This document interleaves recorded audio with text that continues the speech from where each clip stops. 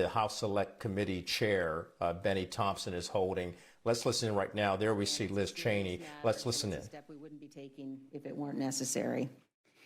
We don't take it lightly, and we hoped we would not have to be here at all. As the chairman noted, we'd engaged in weeks and weeks of discussions with Mr. Meadows' counsel.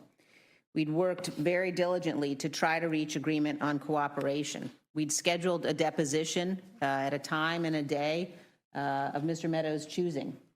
But shortly before the deposition was to occur, Mr. Meadows walked away from his commitment to appear, and he informed us he would no longer cooperate. As the chairman noted, we think Mr. Meadows is improperly asserting executive and other privileges. But this contempt proceeding relates principally to Mr. Meadows' refusal to testify about the text messages and other communications he admits are not privileged.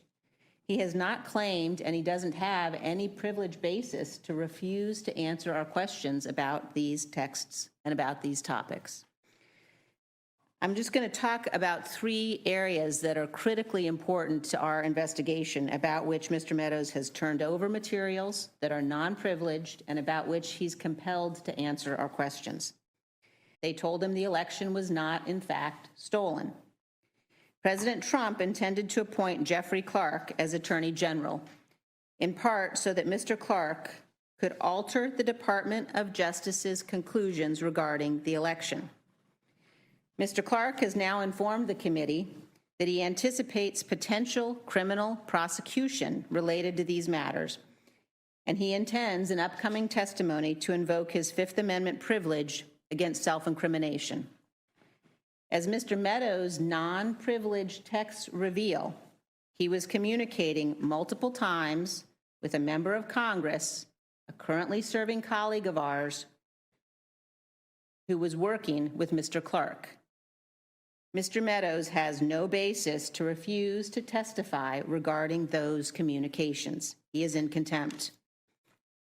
January 6th was without precedent. There has been no stronger case in our nation's history for a congressional investigation into the actions of a former president. We must investigate the facts in detail, and we are entitled to ask Mr. Meadows about the non-privileged materials he has produced to us. Any argument that the courts need to resolve privilege issues first is a pretext. We need to question him about emails and texts he has given us without any privilege claim. His role in the Raffensperger call cannot be privileged, nor can his dealings with a member of this body regarding Jeff Clark. We must get to the objective truth and ensure that January 6th never happens again. I urge my colleagues to support this resolution, and I yield back. Well, thank you very much, and thank you both for your testimony and for the work you're doing. Maybe former Chief of Staff Meadows should talk to former Congressman Meadows. When he was serving here, he complained about subpoenas being ignored, information being hidden, and Congress being stonewalled. When it came to other people facing a congressional subpoena, he said, and I quote, "They may be able to ignore Congress, but they won't be able to ignore the American people," end quote.